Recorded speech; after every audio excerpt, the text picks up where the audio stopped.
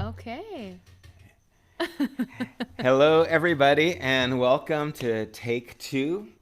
Glad you can join us. We've got Alexandra Oliva with us again here tonight. Excited to Yay. have her. A couple of things reviewing, reminding you guys that not this Sunday, but the following Sunday, March 7th, we are going to open up and have outdoors available for anyone who wants to come and sit outdoors. We will have a TV out there, of course, a speaker, and inside will be available for a small number of people so that we can be socially distanced. Masks are required inside, and we're doing all these things to make sure that you are safe and feel comfortable in gathering together. And so that is something that is new for us. It's a little weird. Gosh, it's been so long, and just even today on my cohort, one of the guys was saying, yeah, this Sunday, because of the rate things are, they're actually going to be meeting, and it hasn't happened for, I don't know, 11 months or something like that. So it's unusual, but we're moving forward in that direction. And so, shout out if you guys want to come and join in, you can at that time. Hello, Eileen. Welcome, welcome. Good to have you here. Also, with that, reminding you also that this is a dialogue. This isn't a sermon. This isn't a talk that I'm just giving. This is a conversation. I'm having it here with Alex, but I also want to have this with you. And so, if you guys have any questions, feel free to type them in, and we will try to get to them as well. Also, a reminder for those of you who weren't here Sunday to watch and see what was happening. Again, thank you to all of those who contributed towards the food, towards the nurses who work in ER. Again, 70 meals from Genesis community went and helped those people out. And we want to continue doing that. And I love the relationship that we're developing with Hitchburger and Grill and hope to continue that along the line. So this Sunday I began a new series. It's actually piggybacking off of the Grace and Truth that we've done. And really for a number of months now, I've been kind of focusing on this idea of discipleship connection. I mean, back months ago, I talked about how God is always working. I talked about how God meets us where we really are and who we really are. We talked that God is always more than. He's more loving, more generous, more kind. And then we went into the grace and truth that this is how God operates in this grace and truth. And then what we did this Sunday is kind of double click on that so that we can get into this a little bit more detail of what it looks like to operate in grace and truth as we see Jesus doing. And I'm excited about this because I think there's some really important things that show up in how Jesus communicates in grace and truth. But I started with this idea of wants and why what we want matters. And so I'm curious, and I'm so glad you're here, okay? Because not always, but most of the time, women are a little bit more in touch with emotion than us guys are. And I love you've got notes, I okay? do.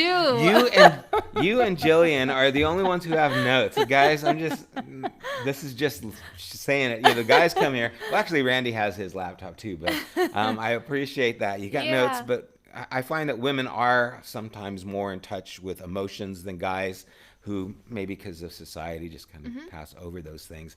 But I guess want to start off with your thoughts on the topic, and then we can go from there.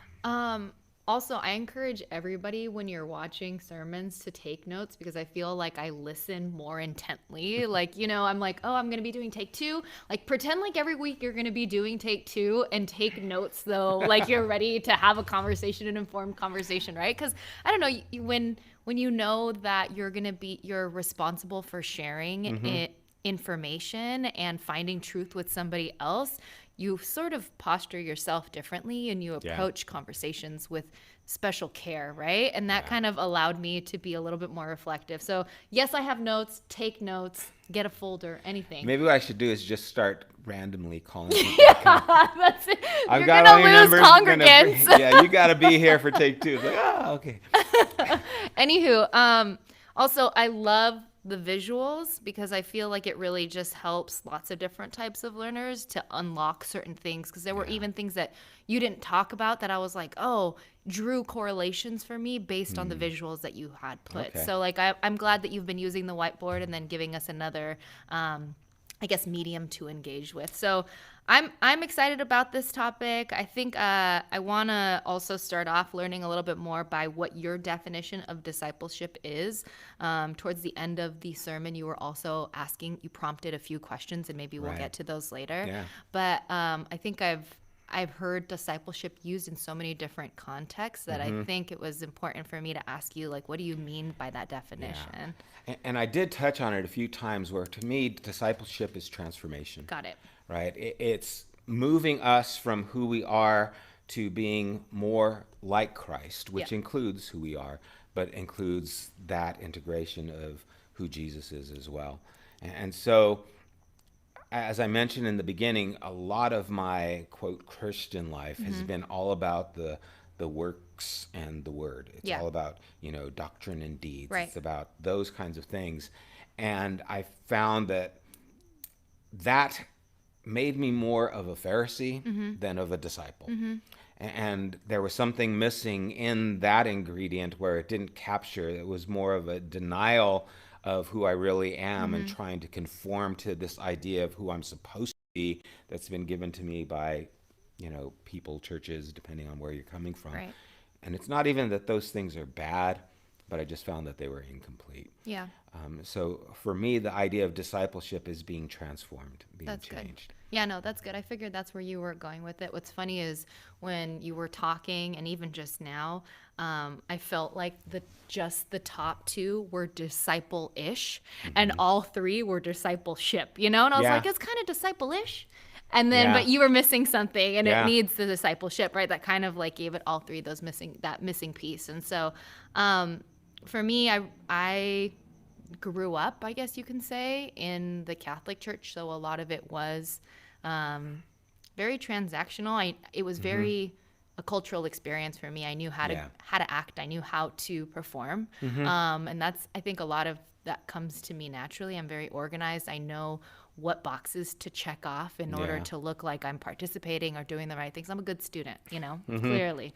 But when I started to be introduced to Christ in a different way that required relationship, that really shook me to my core. So it was just really cool to kind of like see it in this diagram and present it in this way because it's things that you've experienced and that you've processed, but to see, curious also too as to why you choose those three things specifically, and if maybe there were other entities that you were playing with adding to the diagram, or maybe that we'll unlock later. Definitely dive into it more. And it's interesting because you mentioned the Catholic Church, and every religion or Right. denomination has a different experience. Right. Right. And so some people could be totally in touch already with all these things. Right. And a lot of, some of the more, the larger, more foundational churches encompass a lot more than maybe just the Protestant, Yeah. church is Yeah. used to doing. And so it definitely, it's trying to get to something that maybe some of us haven't experienced an Yeah. idea. I mean, what has been your experience, I guess, then with this idea of wants, or I use the word desire kind of for this series? Yeah.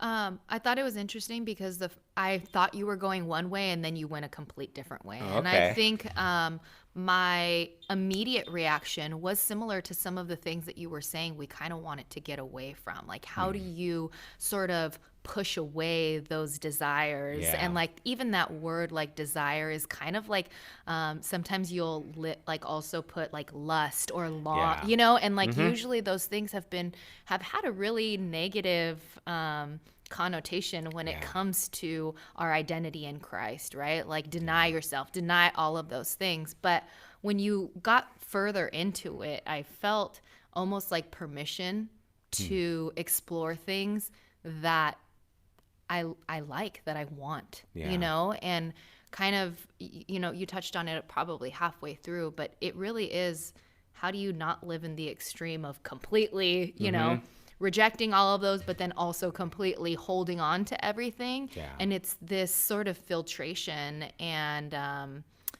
discernment of desire. Yeah, and discernment's a great word because our desires are telling us something. Yes. Right? And that's why I started off with the ideas of time, right? Yes. There is just life going on, and then there are opportunities Yep. for us to connect to what is happening in our lives, who I believe God has given us that opportunity. Right. Right? And I think those desires, whether good or bad, are kairos moments. Yes. Right?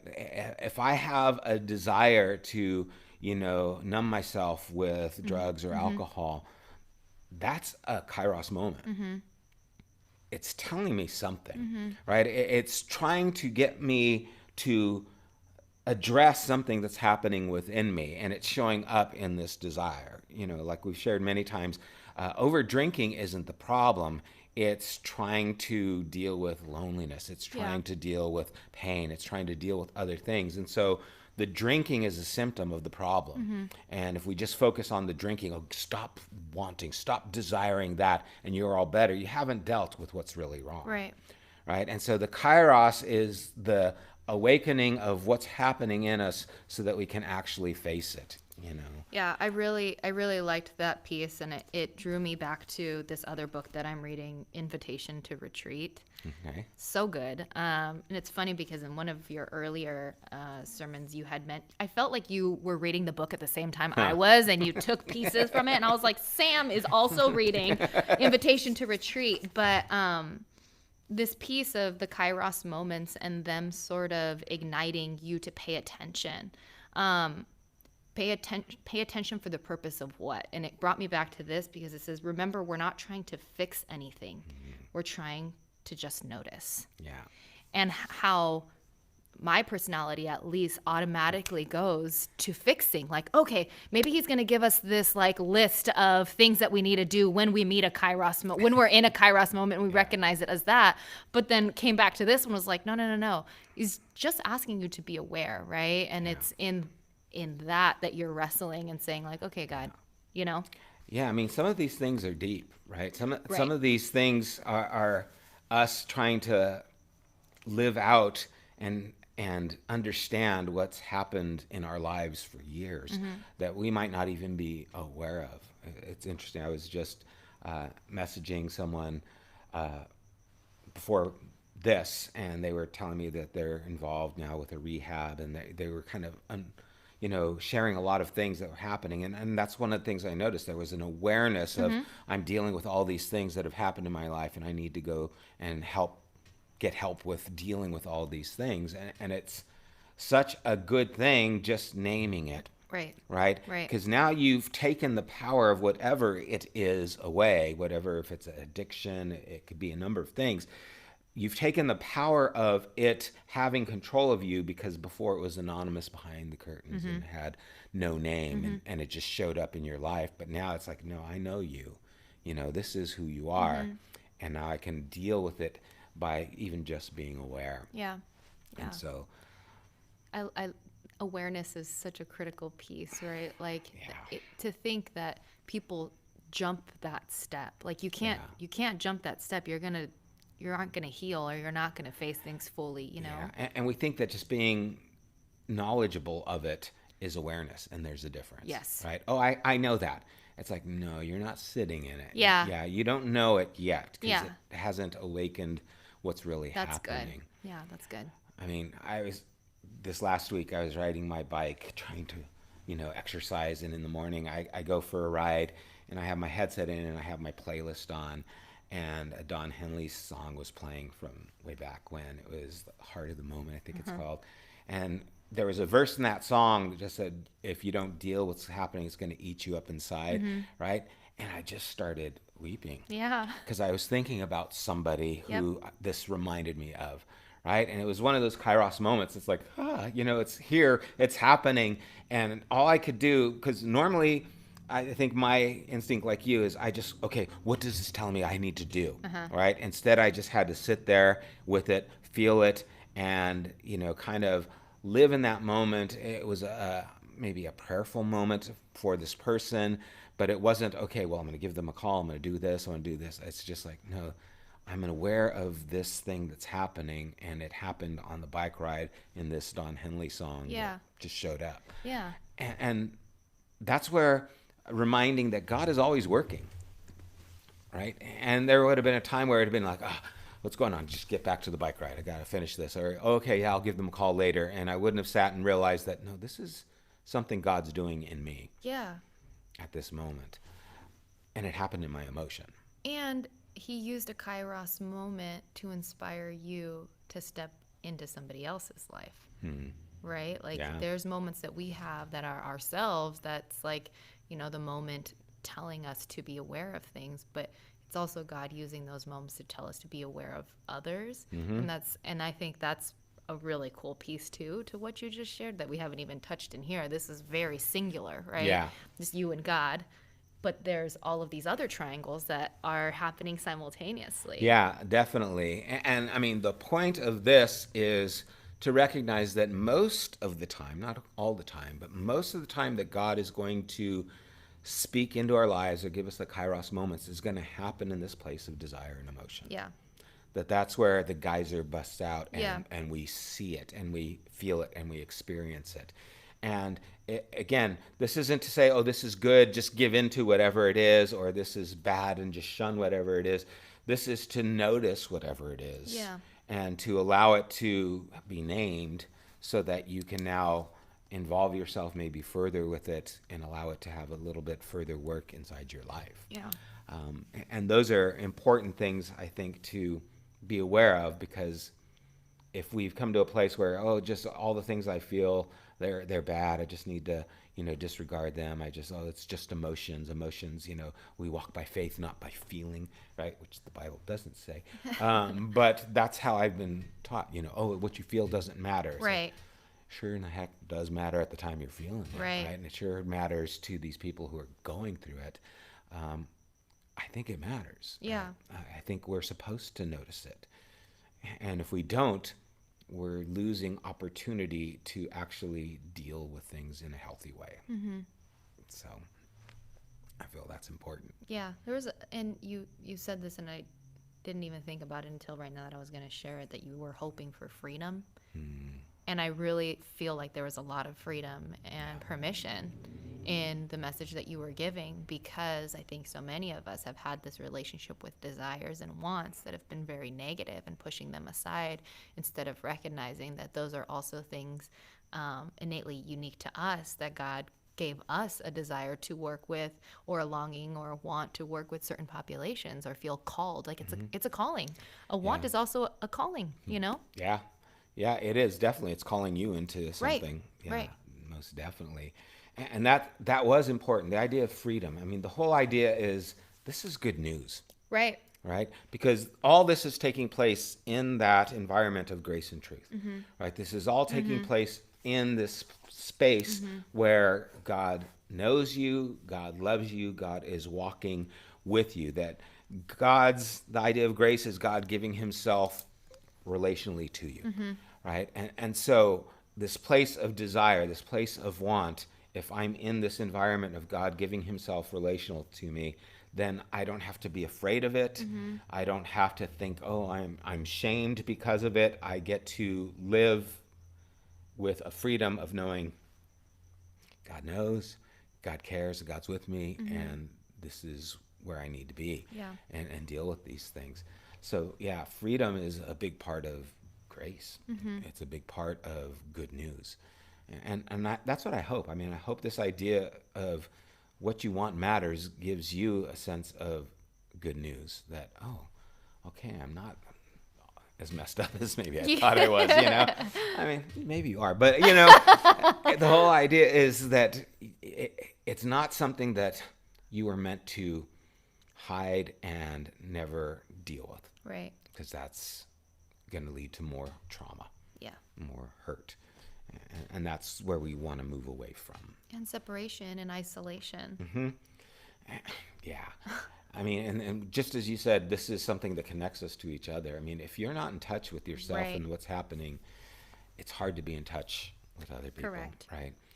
And so one of the things I'm having to notice about myself, Kairos moments, is when I find myself saying, oh no, I don't want to talk to them about this. Mm-hmm. I just feel like, oh no, I don't want to talk to them. I feel uneasy. I don't want to bring it up. I don't want to go there. And then I'm being asked now the question, why?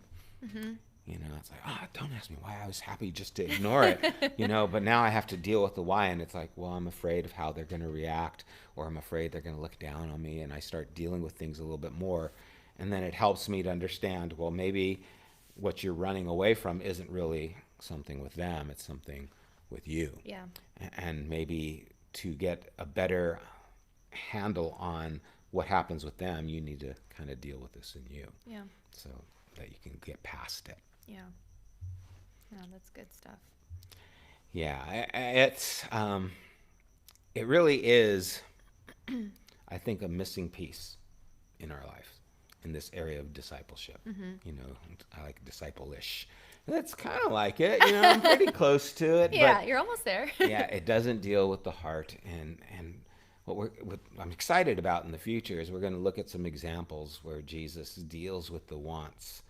And it's interesting because he deals with the wants of Peter. He deals with the wants of Judas.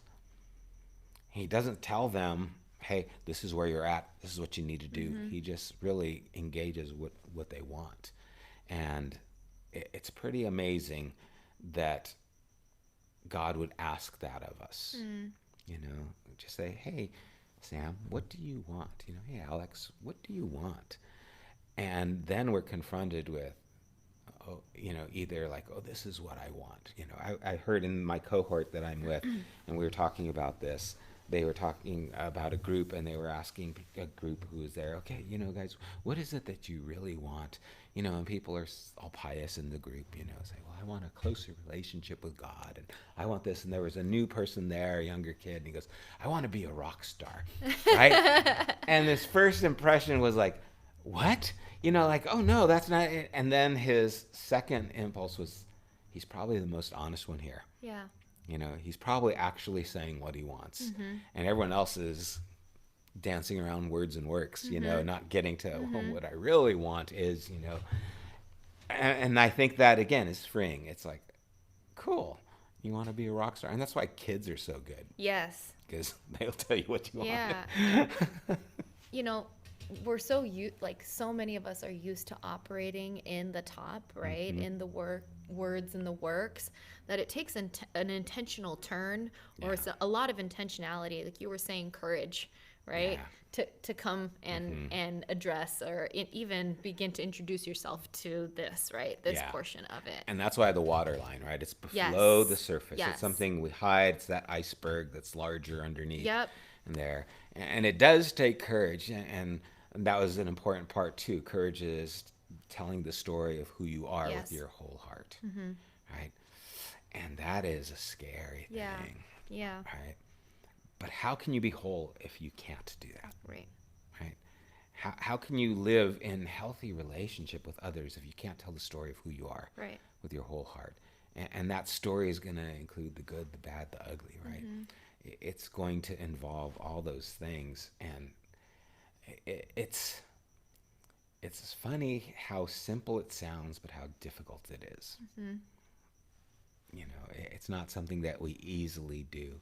Some people maybe more than others, but it's a hard thing to step into. Yeah. So I know that towards the end, we're trying to get to some questions where we're really asking things of ourselves, and I don't know if you engage those questions or if there were other things about that questioning that you wanted to bring up. I didn't journal on them, and I can't even tell you exactly all of them what they were. So let's go through them. Okay. Yeah. I do have them here. Good. Because I don't. The first one is, what has been your experience of discipleship mainly been focused on in the past?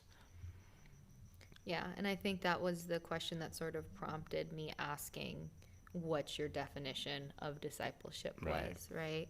And I think definitely in the past, early me, because I'm so good at checking the boxes, it was a lot of words and works. Like that's easy for me Yeah. to manage. You know, I didn't necessarily know this, or if I did, I wasn't communicating it, and it wasn't related to my relationship with God. If anything, maybe my wants were outside of here and I knew what they were, but I didn't know how they related to my words and my work. You know, Yeah. I didn't see them as this sort of trifecta.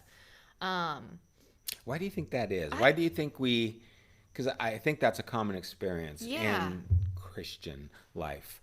Why do you think we keep those kind of buried?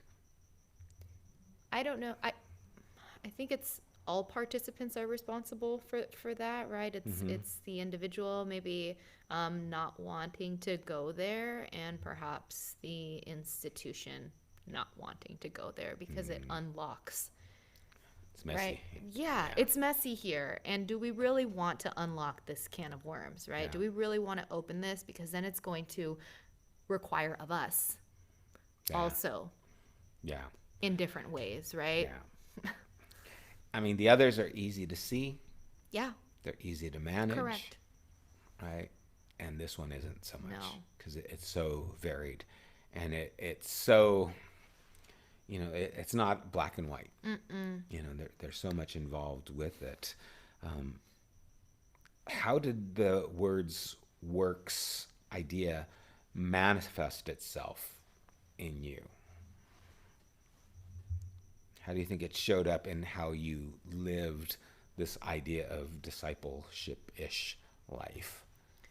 I think it compartmentalized what it meant to be like Christ in real life. So I think a lot of my early journey in my faith was about what are all of these things that I can do that are Christian. Bible studies, mission trips, leading groups, rooted, you name it. Brian and I checked off starting Yeah. a new campus. You name it, we checked off every single box, right? And it was a few things that I think were happening to us sort of separately, then came together and said, I'm done with small talk. I felt like what was going up top was small talk. I'm like, Yeah. that might be good for some people, but it's not good enough for me. I feel Yeah. like there's more to this, and so it really has been an unlocking of like it's the taking down of the compartments, right? It's like Yeah. breaking down the walls and saying like, oh no, it's your whole life. It's your whole arena. It's what you're doing at work. It's what you're doing when you're by yourself. It's all of these things, right?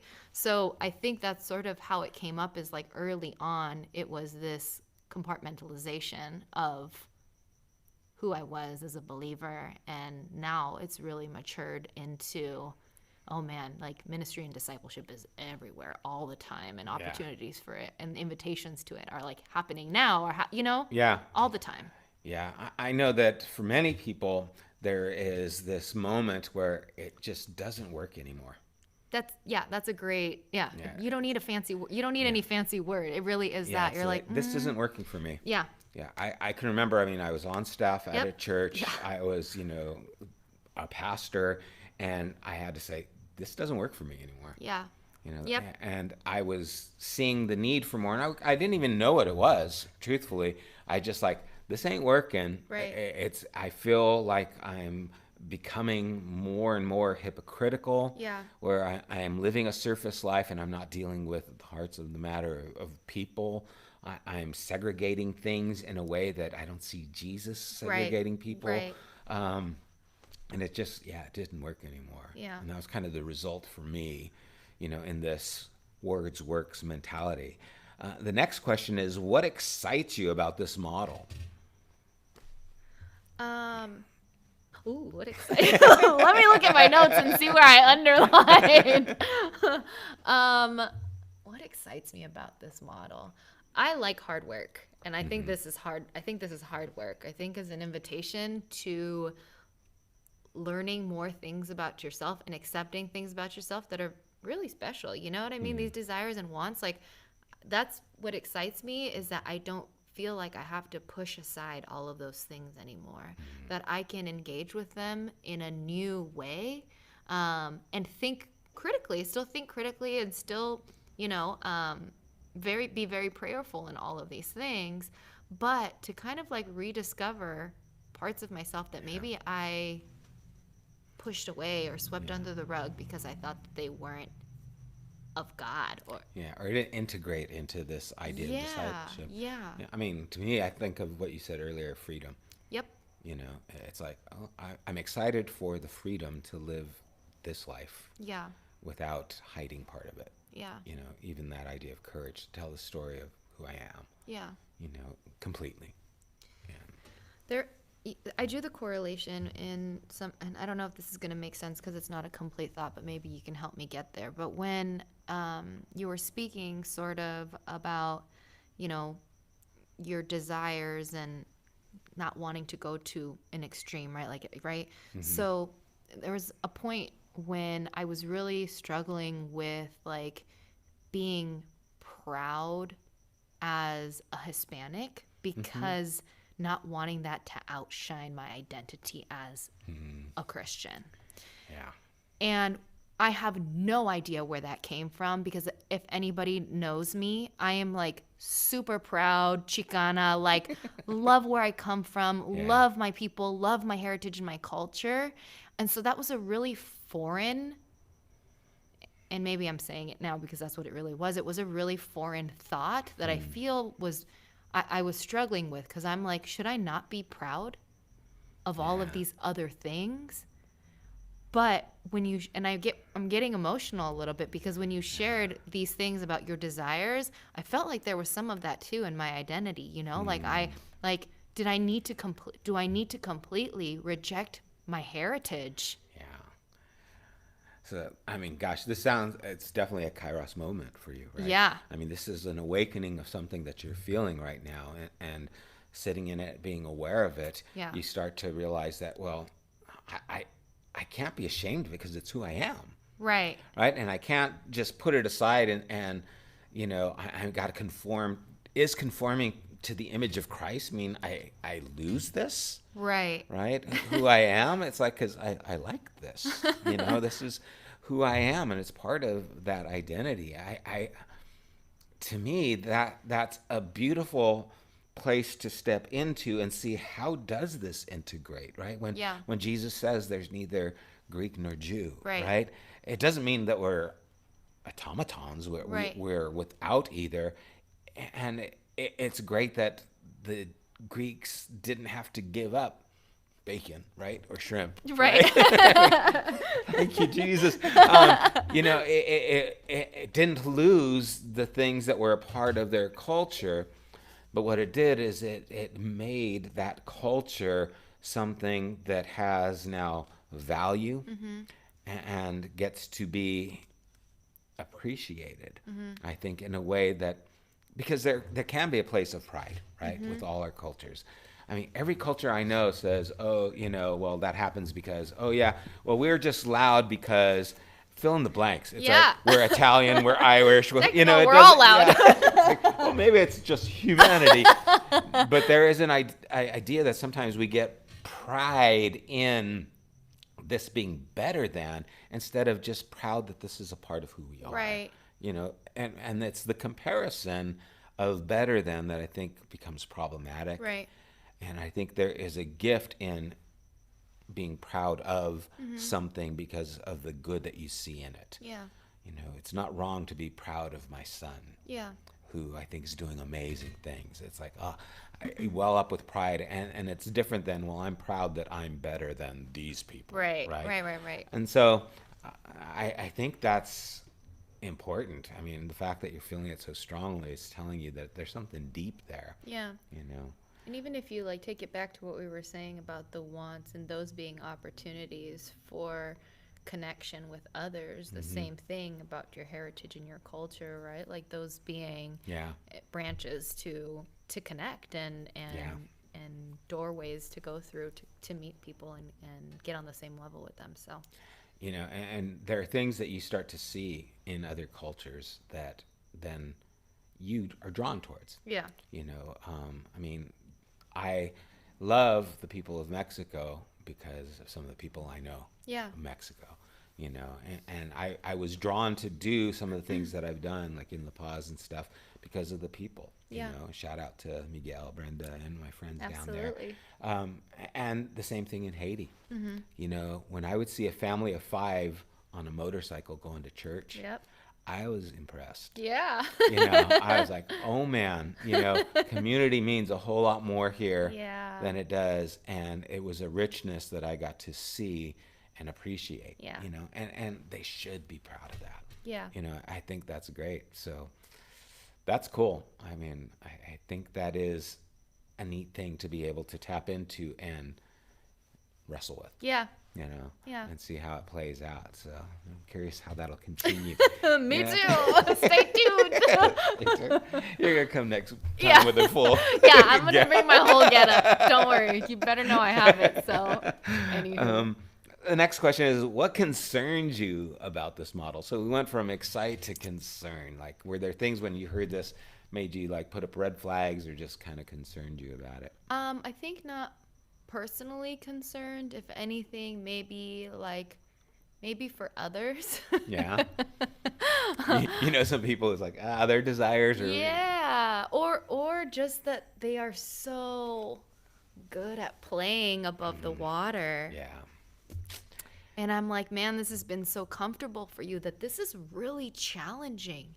Not that I'm challenging who you are, but this is challenging work, right? And I think people who are aware of the 3 and are doing work in the 3, how they present and invite people into this, right? Like is really important too. Yeah, no, and I love that word invite, because it's not tell people to get there. No. It is an invitation. I mean, that's what Jesus did. Right. Right? When the disciples came to Jesus and they asked him, where are you staying?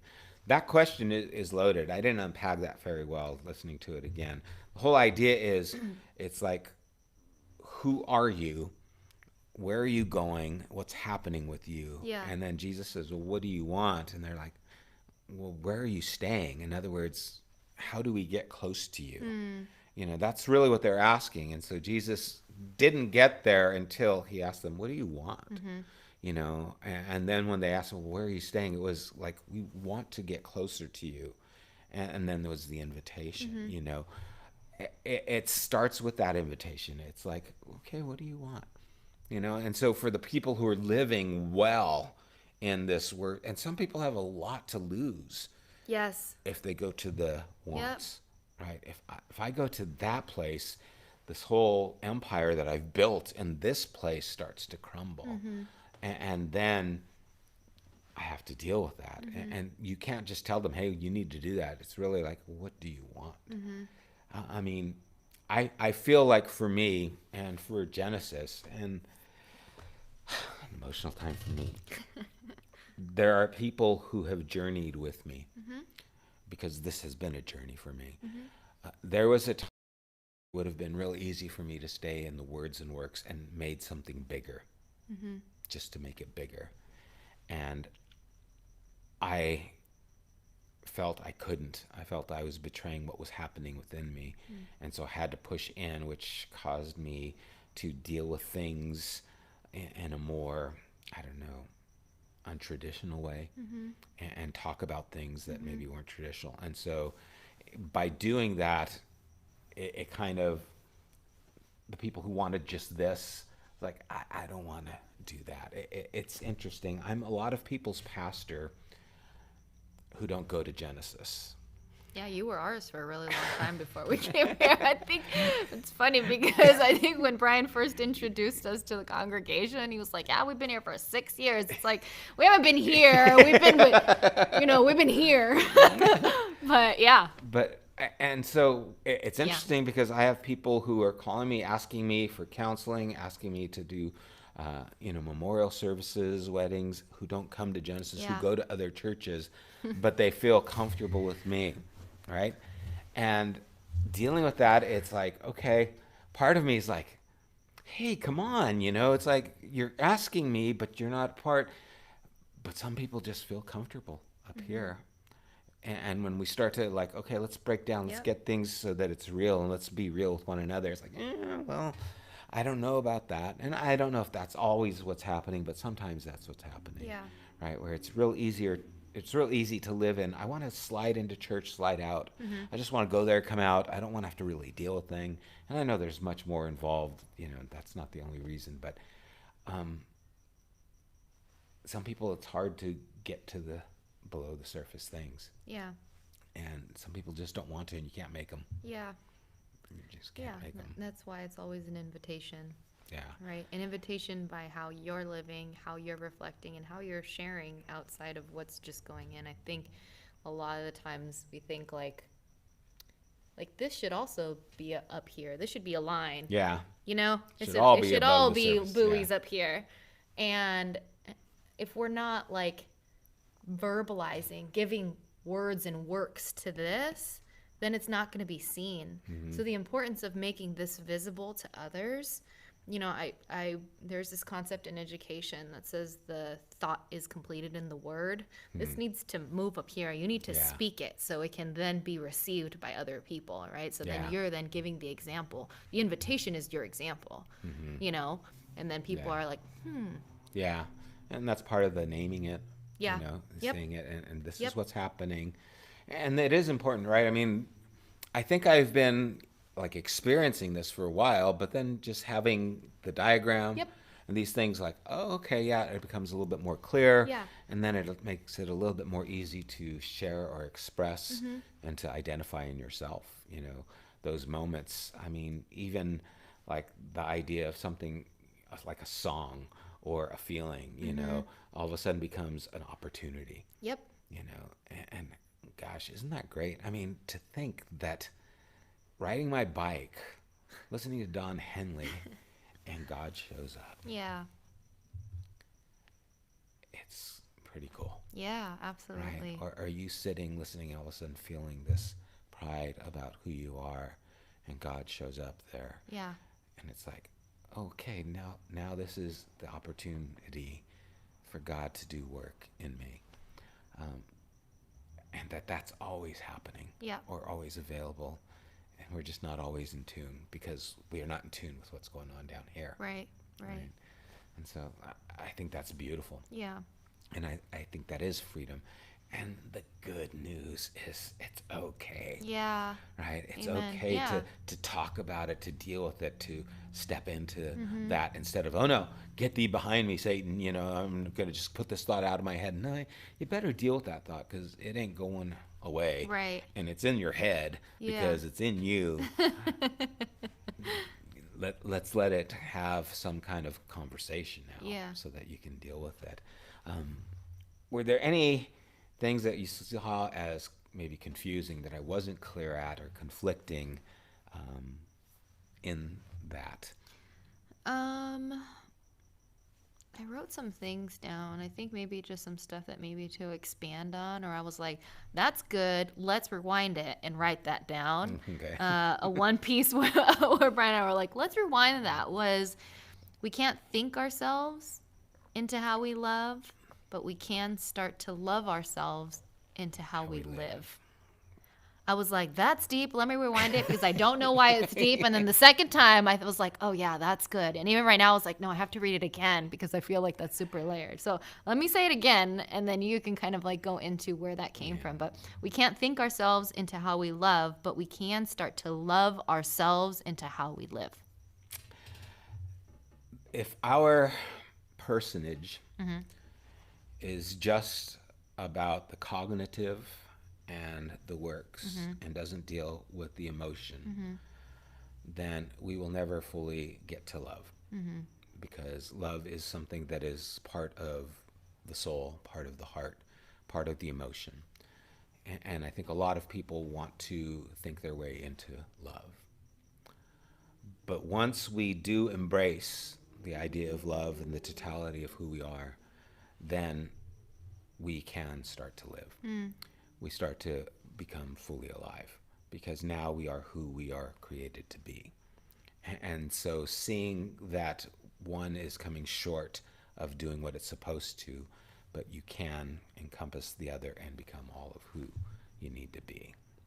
Amen.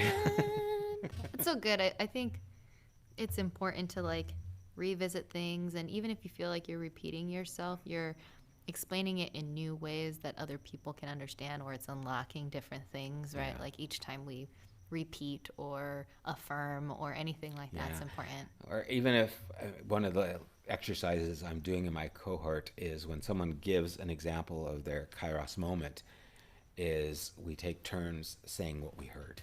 Yeah, that's good. Instead of telling them what to do, it's just, so I'm hearing you telling me that you're frustrated. Yeah. Even though you didn't say the word frustrated, that's the word that's kind of coming to my mind. Is that an accurate depiction? And it's like, well, yeah, that actually brings a little bit more breadth into the idea. But yeah, just being able to hear it back from someone else Yeah. even gives you more insight into what it is Yeah. that you said. Um, but that point, I remember when that line came to me, Yeah. kind of thing, because I was just playing with the fact that, we're not being complete. We're not, when Jesus says, I come that you might have life to the full, right? Life to the full comes through this. And so, it was one of those things where I feel like so many people are trying to doctrine their way into how they are to love God and be with God instead of actually being with God and letting it show up in their life. So you asked me the question earlier, why do you think that's sort of been where we've landed, is just at the top? Like why is Yeah. that what's been being pumped out? Or do you think that's what's being pumped out? I don't want to assume. Yeah, I mean, it's been pumped out in my life, in my experience, as Right. I shared. I've been involved with ministry Yeah. for a long time. I think the why is because it's manageable. At least in church, organized church scenarios, it's easier to manage the words and works. I can tell you what we believe and I can tell you how you're supposed to act. But when it gets to what you're feeling and when it gets to what you want, I have no control over that. And so what I want to do is kind of hammer that into one of these other categories so that it all becomes malleable and I can control it, or the organization can control it. I think that's why it's become so prominent in Western Christianity and the idea of discipleship. Most of the books you get, it's going to all be about the way you think, how you think about these things and the way you, put those thoughts into your actions. And then you've got to conform your wants into this thought and this action instead of question the thought, why it's there, deal with it. I think most counseling deals with the want, right? Most good counseling that I know, at least when I've gone to counseling, they really get to the heart of the matter. I'm talking about, this, then all of a sudden he asked me about my mom. It's like, what did my mom got to do with this? What are you bringing that up for? Why am I crying right now? What's going on? You don't realize those things that are buried that are really where these things are coming from. And so I think control, it's easier to manage people if I can just deal with their thoughts and their deeds. It's easier to manage things and make them move in that way than have to deal with all of who they are. What would need to happen for this to kind of like not even flip, but to constantly be moving, right? Or at least like, and I guess maybe on a large scale, but also at Genesis, like where are we at? Yeah. I think, what we're going to lean into is, how did Jesus get to the wants? Yeah. So how do we get to the wants? Instead of just, hey, how are you doing? Oh, I'm fine. It's fine.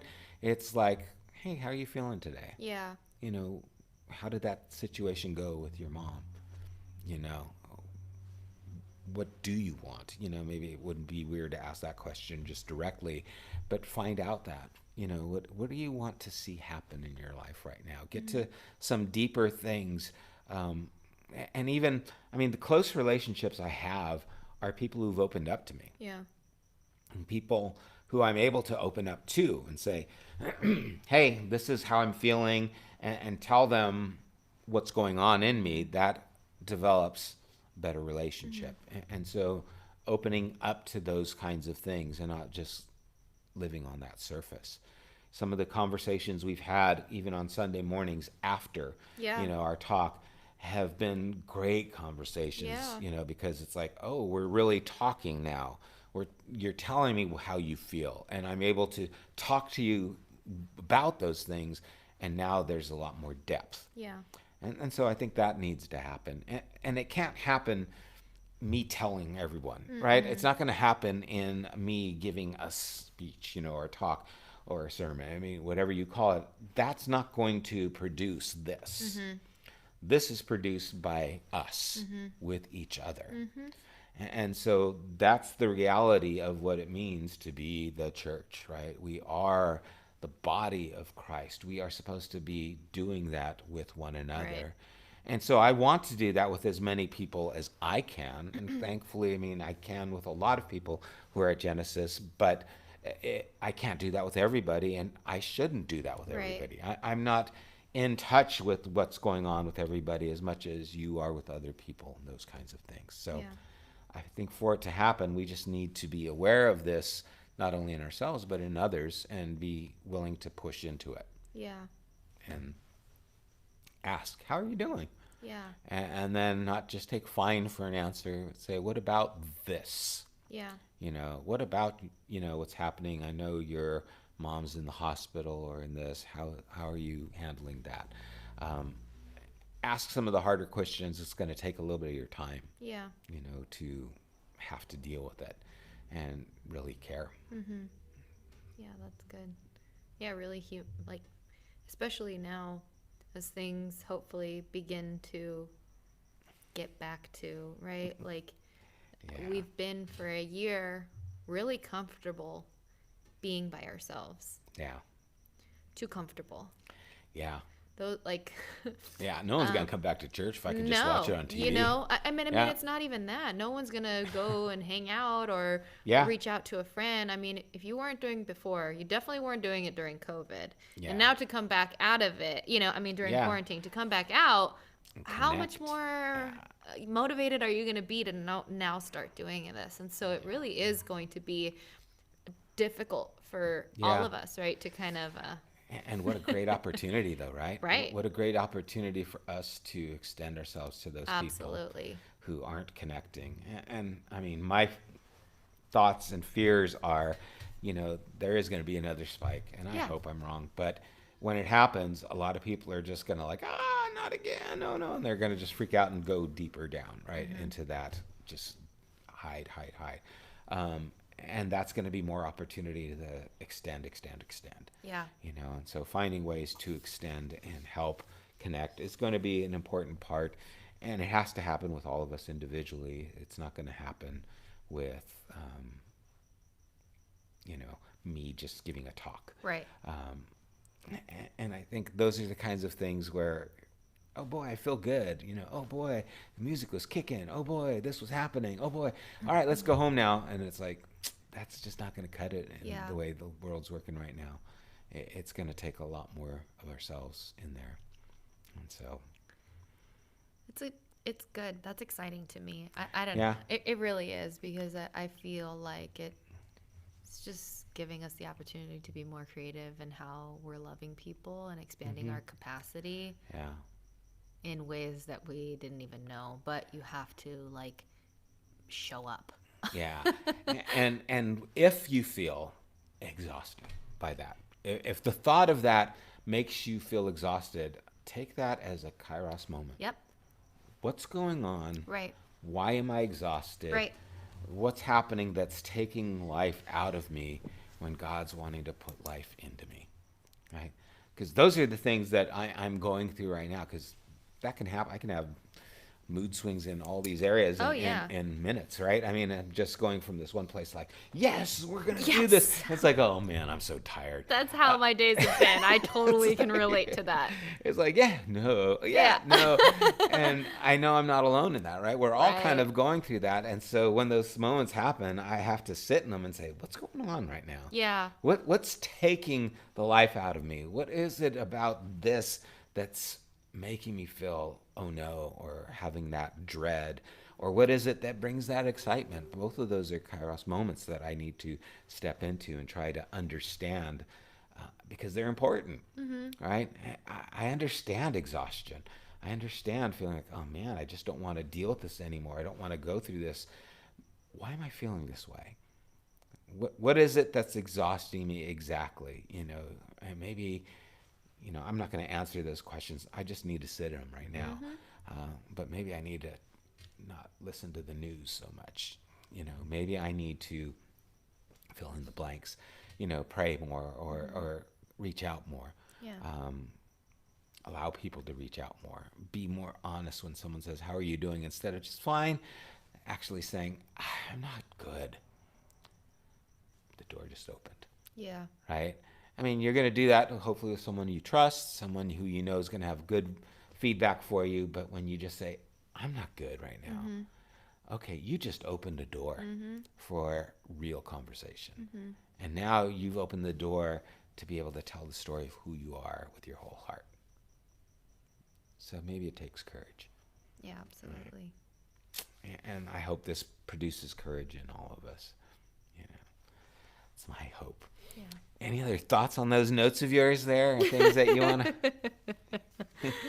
Oh, I feel like we really touched on a whole bunch of things, and I'm excited to see where this goes. I want to expand this. I think also the importance of you continuing to reframe that this is taking place within the double clicked, right, of grace and truth. And that's the framework from which we are approaching Otherwise, these it's not topics. safe.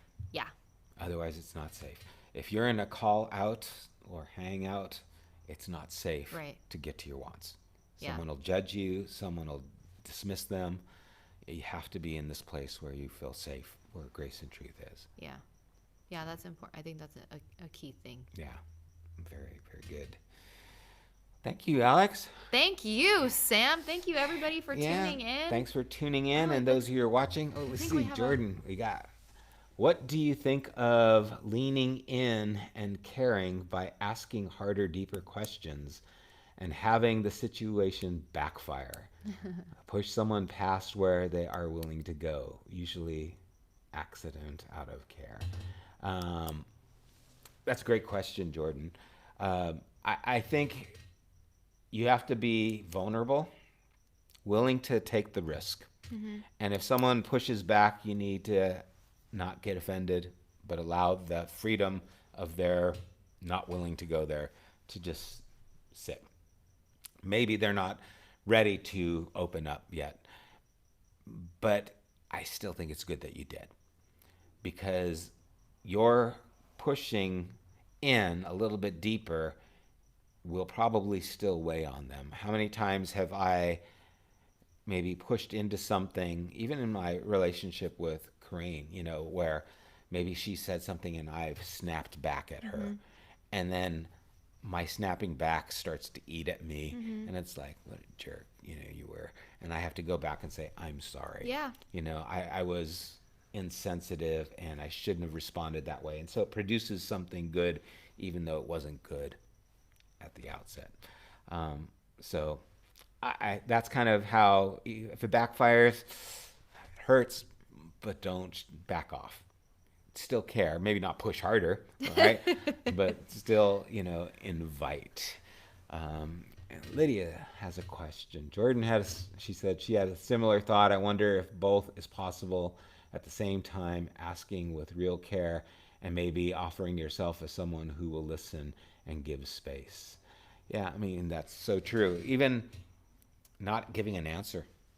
Right. If you ask a hard question or if someone does give you some heavy information, maybe they don't want the answer. Maybe you just saying, let me see if this is what I hear. You're saying this, am I getting this right? Because I want to understand it. Sometimes just being heard means a whole lot. Yeah, I think you touched on a few things. I think for me, what has always been super key is the relationship piece. Have I earned the right to even go there with that person? Yeah. You spoke to it earlier in terms of not giving everybody the opportunity to see you're vulnerable, right? Because not everybody deserves the right to speak into that portion of your life. And so, one, honoring the fact that if they did come to you, it's because they feel comfortable. And so that's like a major thing. Like what a blessing. And so carrying that with a lot of respect and being a mirror instead of trying to solve problems or anything like that. It's asking these questions and helping them hear what they're saying and helping them come to their own understanding of things instead of you making meaning. Also, too, I think if we see a pattern in how people are responding to the way that we're sharing, that's a kairos moment for us to say, hey, what's going on here? Do I need to change my approach? Yeah, was I offensive? Right. Is my breath? What's going on? Yeah. Yeah. It's true. I mean, there's, again, this is sensitive areas. When we're talking, we're so guarded, right, with those things. And we've been programmed to be, right, because society, frowns on these kinds of things and puts these things underground for a reason. So, being vulnerable is the only way to be able to have that wholeheartedness, and it does take courage. But yeah, you kind of have to be willing to step into it, I think, and then not be too sensitive if they don't want to go further. Yeah. And you just take that as, okay, that's where it is right now. It was just an invitation to open up. And if they don't want to take that invitation, you're not going to break the door down and demand it. Yeah. But those are great questions. Yeah, no, it is. It's because it's hard. It's scary. Yeah. It's scary asking those things. And, I know there are people like you and Eileen more than ready to come out and meet. A lot of people are, Eileen. But yeah, some people are just, some of the people I've talked to are just so shut up right now. And I'm afraid for them just closing up more. But hopefully we can extend ourselves to them and pull them out of that place they're in. Absolutely. Yeah.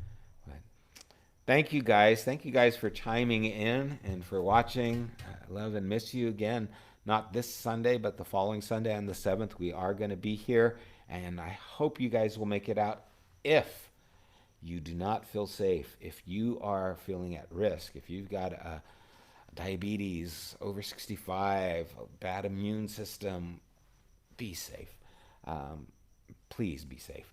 We're going to do what we can to try and make things safe. And, we've got other things happening here. We've got, dispensers for hand sanitizers. We've got masks.